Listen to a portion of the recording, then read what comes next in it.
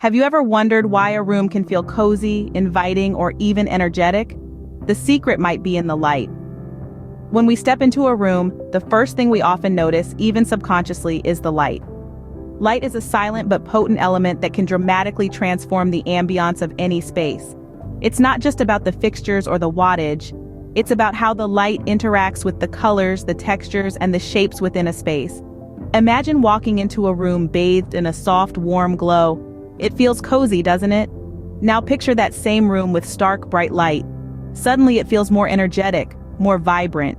That's the power of light. It can create a mood, evoke emotions, and even influence our perceptions of size and space. Now, when we talk about light, we're really talking about two types, natural and artificial. Each has its own role to play in interior design.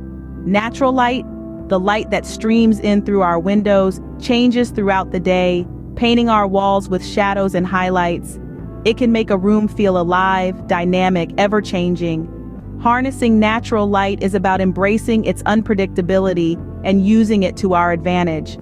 For what concerns artificial light, we can control its intensity, its color, its direction. We can create dramatic shadows or soft, diffused light. We can highlight a piece of art, create a focal point, or simply light up a room. Mastering artificial light is about understanding its versatility and using it to enhance our design. So, what's the takeaway? Light is not just a practical necessity, it's a powerful design tool that can drastically alter the mood, the feel, and even the functionality of a room. It's an element that deserves our attention and our understanding. So now that we understand the power of light, how can we harness it effectively in our own living spaces? Nature's greatest gift to our living spaces is sunlight. It's free, it's abundant, and it's beautiful. Bathing your space in natural light can make a world of difference, and the best part is, you don't need to be a professional designer to do it. Let's start with positioning furniture. Think of your windows as a source of spotlight. Position your furniture in a way that it benefits from this spotlight, but be mindful not to obstruct the flow of light. A well-placed reading chair near a window, for instance, can create a perfect spot for your morning coffee or late-night novel. Now let's talk about mirrors. As I always say, mirrors are magic when it comes to amplifying natural light. When strategically placed, they can bounce light around the room, making it feel brighter and more spacious. You can hang a large mirror directly across from a window or create a gallery wall of smaller mirrors. The reflections will scatter the light and add a touch of sparkle to your room. Choosing the right colors is another key to maximizing natural light. Light colors, especially whites and pastels, reflect more light than dark colors. This doesn't mean you need to live in an all-white space, though. You can play with different shades and textures, but try to keep the overall palette light. The same goes for furniture. Opt for pieces in light tones to keep the room airy and bright. Let's not forget about window treatments. Heavy, dark curtains can make a room feel smaller and darker. Instead, choose light, sheer fabrics that allow sunlight to filter through. You can also consider blinds or shades for a more modern look. Remember, natural light is not just about aesthetics. It's also about functionality and mood. A well-lit room can boost your mood and increase your productivity. But what happens when the sun sets? That's where artificial light comes in.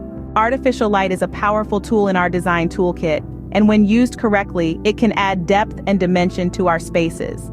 Let's delve into the world of artificial light and see how we can use it to our advantage.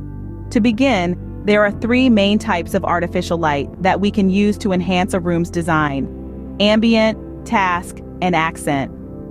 Ambient light is like the sun in your space, providing overall illumination. It's the base layer of light that makes a room usable and comfortable. Task lighting, on the other hand, is more focused, illuminating specific areas where activities such as reading, cooking, or studying take place. Accent lighting is the cherry on top, used to highlight architectural features or precious artworks. Choosing the right light fixtures is as important as picking the perfect shade of paint. For ambient lighting, consider ceiling fixtures or wall-mounted fixtures that cast a wide spread of light. Task lighting requires more concentrated fixtures like desk lamps, under-cabinet lights, or pendant lights over a kitchen island. Accent lighting can be achieved with spotlights, picture lights, or even strip LED lights to draw attention to your favorite features. So layering light allows you to control the mood and functionality of your space making it versatile for different times and activities. Finally, dimmers are your best friends in mastering artificial light. They allow you to control the intensity of your lights, creating a range of atmospheres from vibrant and energetic to cozy and intimate. Plus, they can help you save energy and extend the life of your bulbs.